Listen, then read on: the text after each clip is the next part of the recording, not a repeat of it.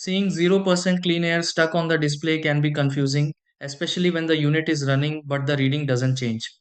On a shark air purifier, this usually relates to sensor readings, airflow restriction, or filter condition, not a complete failure. You might notice the fan is working but the air quality level never improves, or it stays locked at zero even in a clean room. This can happen if the sensor is blocked by dust, the filter is clogged, or airflow is limited.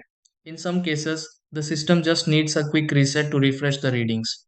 Instead of assuming the purifier isn't working, these are the steps you can try to fix this and get accurate air quality readings again. 1. Turn off the purifier and unplug it from power. 2. Remove and inspect the filter for dust buildup. 3. Clean or replace the filter if needed. 4. Wipe the air quality sensor area gently. 5. Plug the unit back in and turn it on. 6. Let it run for a few minutes and check if the reading updates.